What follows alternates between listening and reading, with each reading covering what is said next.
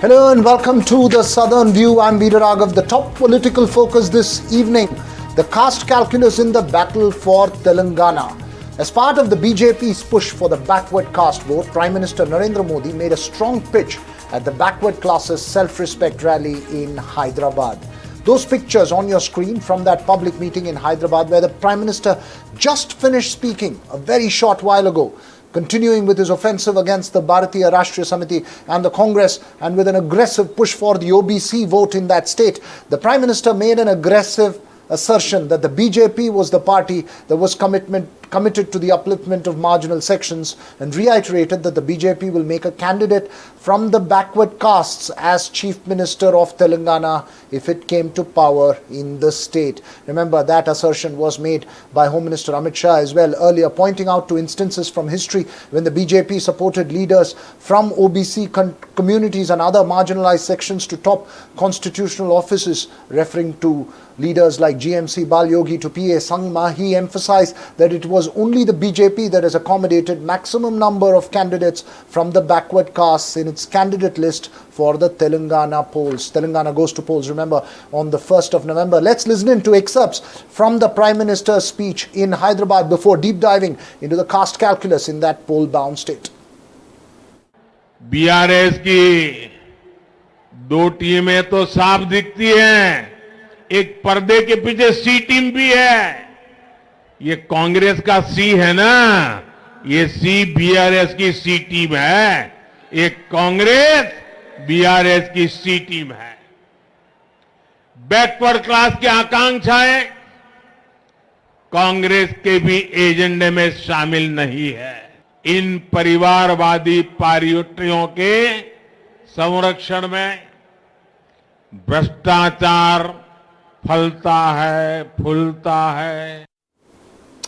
Well, remember, Home Minister, as I mentioned, Home Minister Amit Shah had recently declared that the BJP would make a candidate from the backward castes as Chief Minister if the party came to power in that state. It's interesting because of the caste dynamics in Telangana. Telangana and Andhra Pradesh largely dominated by open category caste community leaders. The BJP's push comes after the party's decision to replace backward caste leader Bandi Sanjay with Union Minister Kishan Reddy at the helm of party affairs in the state. That move had led to a pushback from some sections of the electorate, and the push for a backward caste chief minister is seen as an attempt to negate that as well. It's also seen as a counter to the Congress's push on caste census. As far as candidates are concerned, the BJP has fielded 34 candidates from the backward caste out of the 100 candidates it has announced so far.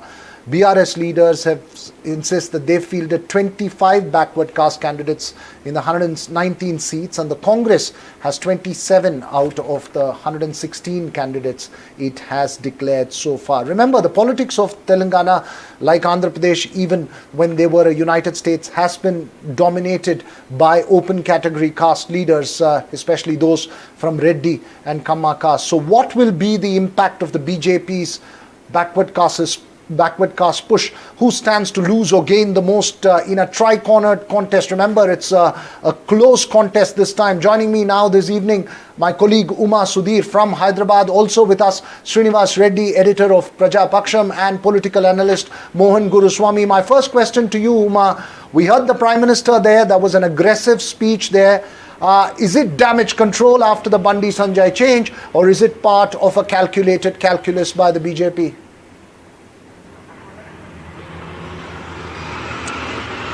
Everyone in the BJP, not just everyone in BJP, but everyone in Telangana, perhaps who observes the political movements and the mood in Telangana, will agree that the change of leadership in the state BJP from Bandi Sanjay to Kishan Reddy was a blunder, because Bandi Sanjay was seen to have been mobilizing the backward caste communities towards the BJP, and the momentum that he was able to give to the party, that is something that is lost after the replacement. And of course, the second factor was that there was this feeling that there was no action on Kavita, even though many of the local leaders, including Bandi Sanjay, was saying that Kavita is going to be arrested, but the BJP was not seen to be acting on it.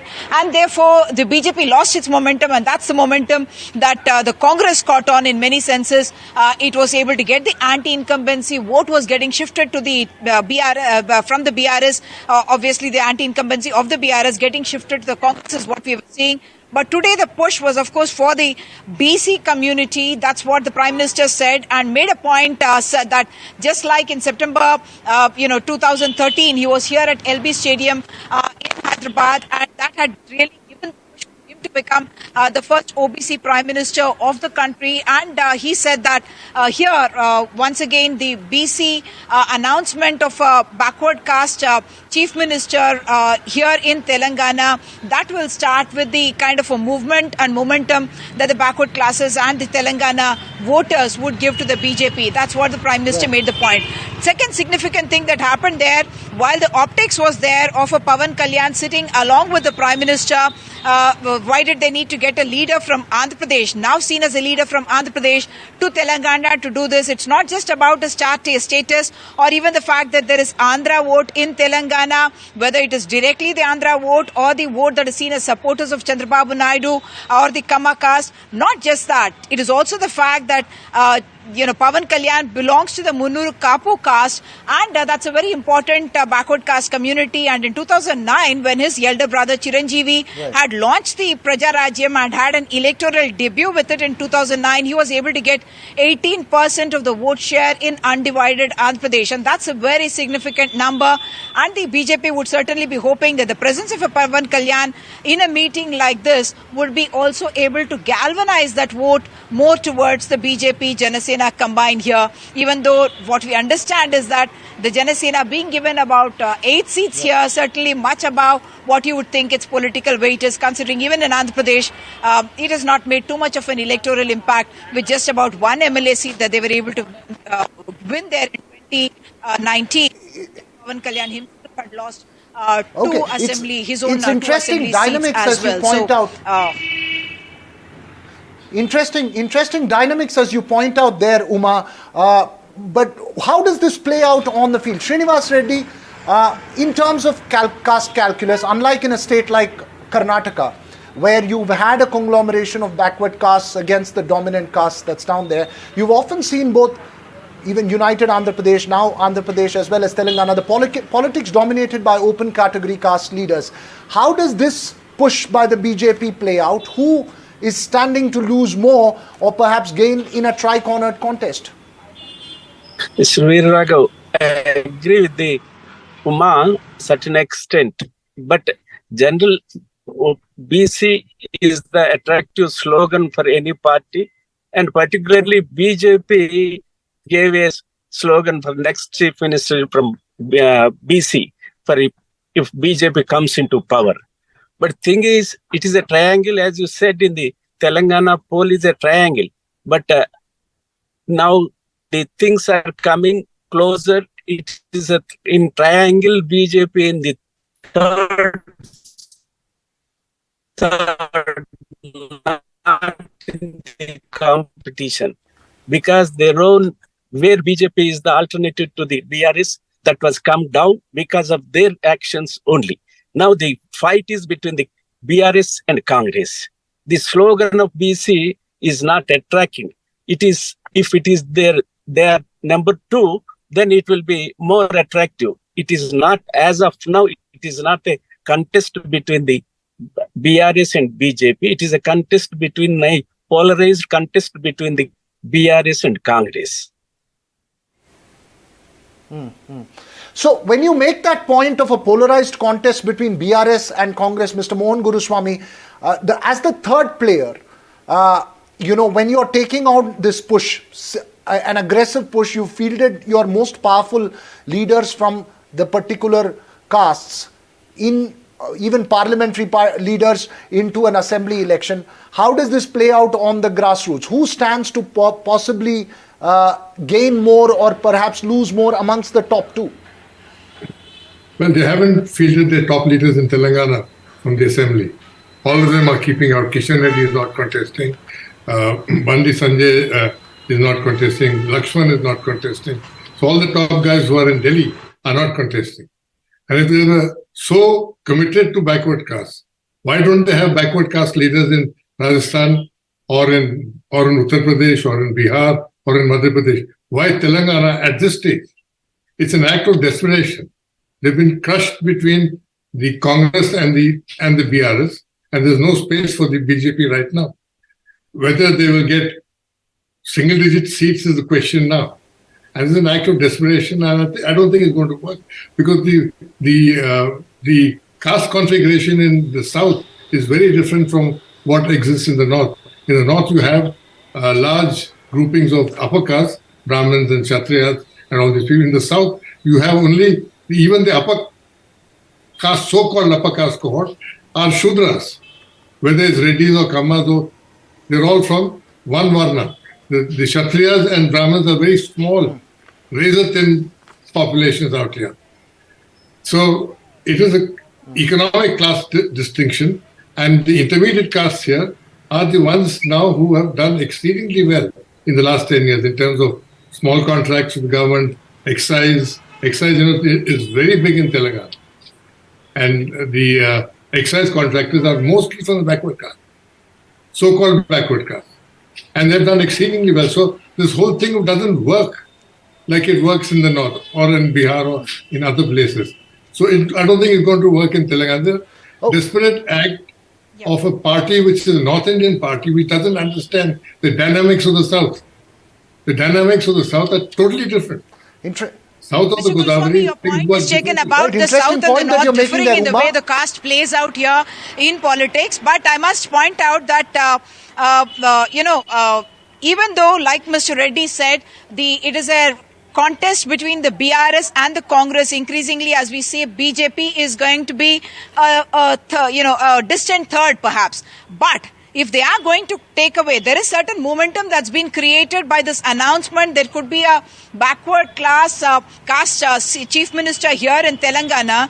There is that movement that is developing around the BJP. If that vote were to be taken away by the BJP, who is it going to hurt? That would be the interesting question, isn't it, Mr. Reddy? Is the Congress going to be hurt more, or is the BRS going to be hurt more? Just like we are talking about the Andhra voter or the Chandrababu Naidu voter, who is going to take away that vote when the fact that the bicycle, the Telugu Desam is not going to be on the ballot paper, on the EVM after about 40 years now. So also about the backward caste vote. So what are your views? Who is going to be hurt by the BJP here in terms of, one, the backward caste vote, and two, in terms of what we call as the Andhra voter here or the Chandrababu Naidu supporter in Andhra Pradesh, from Andhra Pradesh in Telangana? Especially in a close fight.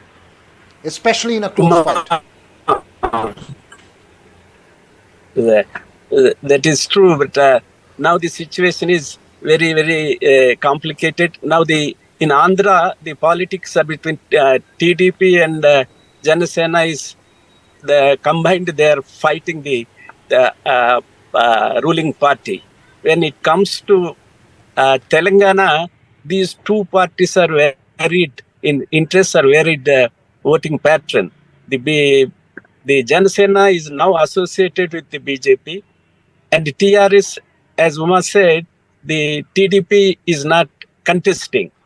Majority vote now, the talk is it will go to the Congress only, because when the Chandrababu Naidu was in jail, some people are here to organize some meetings. The KTR, the son of the chief minister, is important minister in the Telangana cabinet. The adverse comment made them to think twice to vote BRS. Okay. No, so that's all. That's an important point that you make there, Mr. Mohan. Before I get the last word from Uma, how do you see the Pavan Kalyan factor, A, playing out here, and B, look, all this is coming in the backdrop of the caste census push nationally, and you've heard statements from both the Congress as well as the BRS several times placating to the backward caste, even in Telangana. How do you see a different push by the BJP playing out given the national backdrop? You see, the Andhra voter population in Telangana is concentrated in the city, in a few localities, constituencies, not spread out. So that is not going to make much difference generally. In the rural areas, it's not going to make any difference, except maybe in Khammam. In Hyderabad, just a handful of localities. They concentrated out there. So I doubt if Pavan Kalyan can influence them. Like Chandrababu couldn't push them last time to vote for the Congress when he was allied with the Congress. And the Andhra population in Telangana mostly voted for KCR. KCR has also done a good job economically for the state. The state has progressed quite a lot and is the fastest growing state in the country. It is among the highest per capita incomes in the country.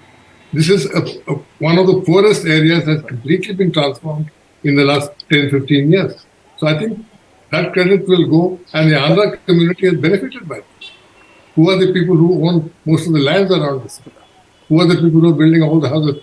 A good part of them are the Andhra community. They've done well. So I don't see why they should be displeased with KCR. And the Congress, of course, has been traditionally a party which has looked after these interests. And so the vote will be split between them. I don't think it's going to the BJP in a hurry.